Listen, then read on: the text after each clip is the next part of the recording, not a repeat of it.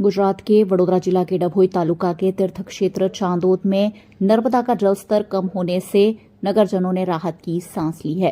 फिलहाल चांदोद के प्रसिद्ध मल्हारराव घाट के 76 सीढ़ियां पानी में डूबी हुई है, जबकि 32 सीढ़ियां पानी से बाहर है। ऐसे में बाढ़ का संकट यहां टल गया है, जिससे लोगों में खुशी का माहौल है। लेकिन देव डैम से 60,000 क्यूसेक पानी छोड़े जाने पर देव और ढाढर नदी के पानी वडोदरा डभोई मुख्य सड़क पर भर गए थे, जिससे ढाढर किनारे का थुवावी गांव द्वीप में तब्दील हो गया था।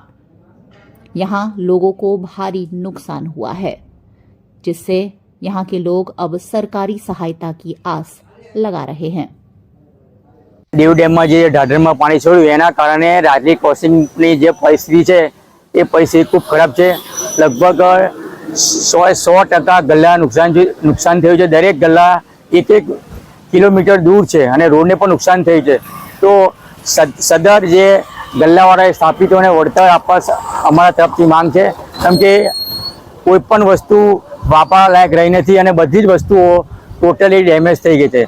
એટલે અત્યારે પરિસ્થિતિ એવી છે કે ટોટલી આખો રોડ ધોવાઈ ગયો છે અને આટલું બધું પાણી જે છોડ્યું છે એનું વેન તો લગભગ પહેલી વાર અમે જોયું કે આટલું ખરાબ વેન છે। એવું લારી ગલ્લા પણ ટોટલી ખલાસ થઈ ગયા છે। લારી ગલ્લા પણ 1 કિલોમીટર દૂર અને એનું પણ અસ્તિત્વ રહ્યું નહીં। કયા પતરા ક્યાં ગયા, કયા લારી ગલ્લા ગયા એ પણ ડેમેજ, કોઈ પણ ગલ્લો વાપરવા લાયક રહ્યો નહીં।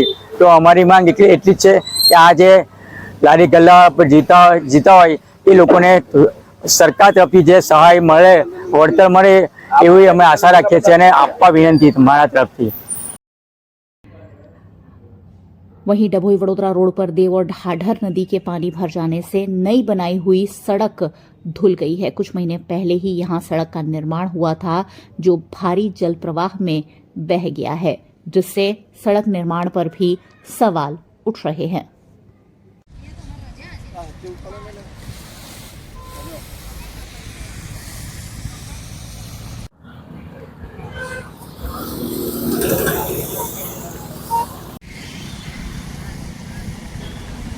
વડોદરાથી સ્ટેચ્યુ ઓફ યુનિટીને જોડતો રોડ છે। તો જુઓ કેવી તારાજી સર્જાઈ છે। દેવ ડેમના પાણી છોડવાથી આટલી તારાજી આગળ સર્જાયેલી છે।